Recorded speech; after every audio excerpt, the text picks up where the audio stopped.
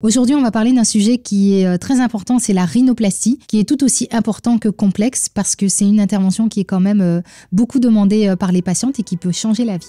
La chirurgie esthétique, fantasme, mythe et réalité. Et si on parlait enfin sans filtre? Bienvenue dans le podcast Derrière le masque. Dans ce podcast, je vous ouvre les portes du bloc opératoire, de mon cabinet et je vous embarque aussi avec moi dans le quotidien d'une maman chirurgienne. Ici, on parle technique, transformation, défis, réalité, passion, mais pas que. On va aussi parler des galères, des difficultés, des déceptions et tout ça loin des clichés. Vous êtes lycéenne, vous êtes étudiante en médecine, vous êtes femme chirurgienne, vous êtes maman chir, vous êtes pleine d'ambition, pleine d'énergie et vous avez envie de mener tous les combats en même temps.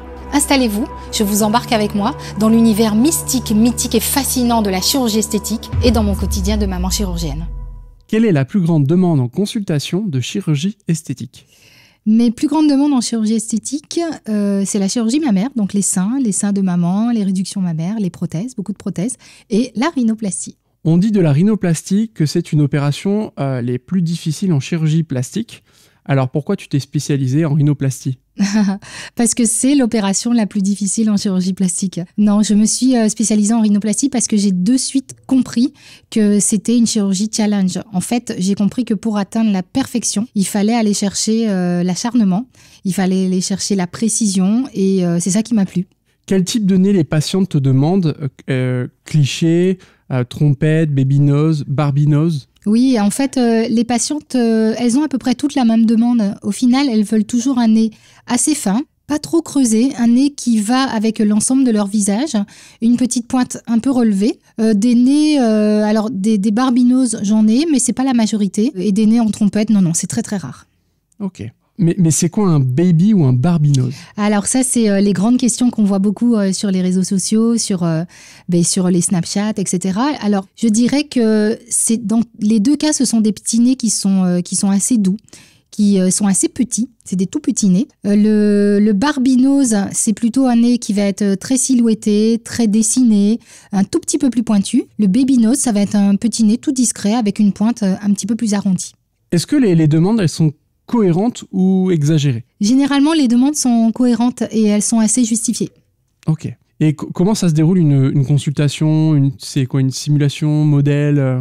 Alors, en consultation, en général, il me faut 1 seconde pour savoir déjà dès la salle d'attente ce que la patiente n'aime pas sur son nez. En général, c'est la bosse ou la pointe qui est un peu trop globuleuse ou qui tombe. Mais moi, ce qui m'intéresse, c'est de savoir ce qu'elles n'aiment pas sur leur nez. Donc, la consultation se déroule comme ça. Moi, j'ai besoin de savoir ce qu'elles veulent changer. Quel est l'idéal de leur nez ? Je leur demande comment elles s'imaginent, avec quel nez elles s'imaginent. Ça, c'est très important pour moi.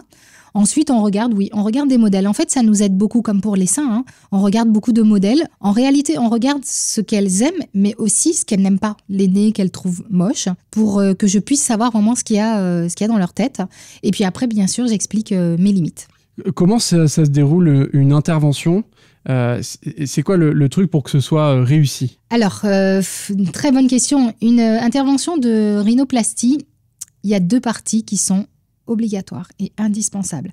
On a la correction de la partie osseuse et on a la correction de la partie cartilagineuse. À mon sens, l'intervention ne peut être réussie que si on associe ces 2 parties. Pour que ce soit réussi, pour moi, il faut essayer de respecter un maximum les structures au niveau du dos du nez. Donc ça, c'est la partie dorsum. Et au niveau cartilagineux, pour que ce soit réussi, il faut essayer de faire une multitude de petites greffes pour justement travailler la pointe et qu'elle soit le plus cohérent possible avec le reste du visage.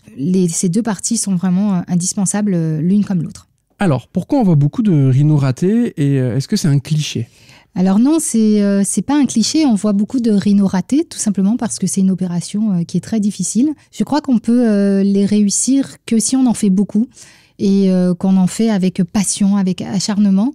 C'est la seule façon de les réussir. Et justement, c'est quoi, toi, ta spécificité ?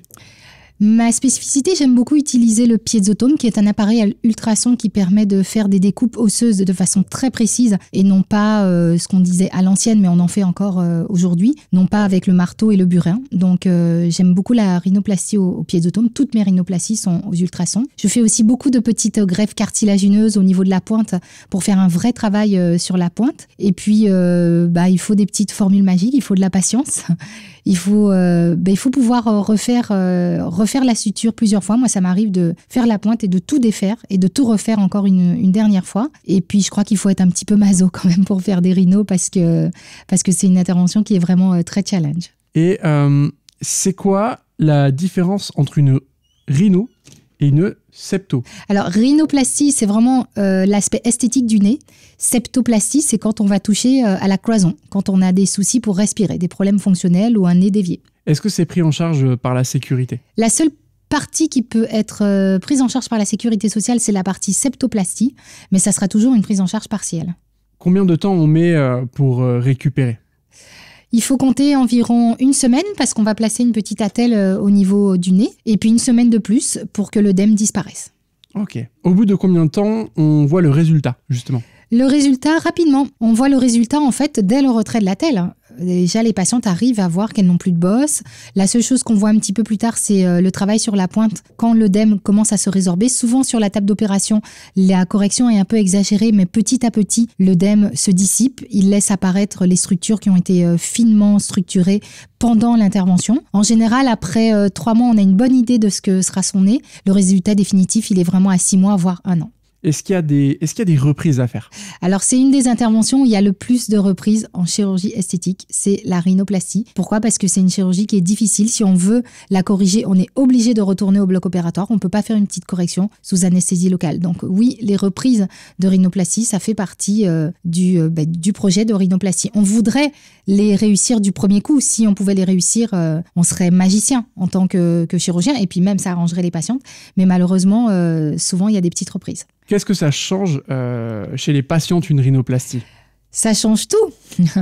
Les patientes, pour les rhinoplasties, se mettent à porter des jupes alors qu'on n'a opéré que le nez. Mais pourquoi? Parce que ça change l'estime de soi, tout simplement. On est plus complexé. J'ai une petite anecdote Alors, on me demande souvent à la consultation, est-ce que ça va me changer le visage? Eh bien sûr qu'une rhinoplastie va vous changer le visage, mais vous allez toujours avoir le même visage. L'anecdote, c'est que j'avais 2 sœurs jumelles qui avaient le même nez, le nez du papa. Elles étaient identiques, des jumelles monozygotes. Eh bien, j'ai opéré une des 2 jumelle qui n'a pas dit à sa sœur qu'elle était opérée et sa sœur ne s'en est jamais rendu compte. Pourtant, elle avait bel et bien été opérée du nez et elle n'avait plus le nez de sa sœur. Donc elle a revu sa sœur plusieurs fois, elles sont allées au restaurant ensemble. Il a fallu presque 2 semaines pour que sa sœur lui fasse remarquer, mais regarde un peu sur mon nez, mon visage, j'ai été opérée et tu ne l'as pas remarqué. Donc bien sûr que ça change le visage de la patiente en mieux, mais ça reste toujours la même patiente qui est juste sublimée et ça nous fait des patientes canonissimes. Merci d'avoir écouté ce nouvel épisode du podcast Derrière le masque. Si l'épisode vous a plu,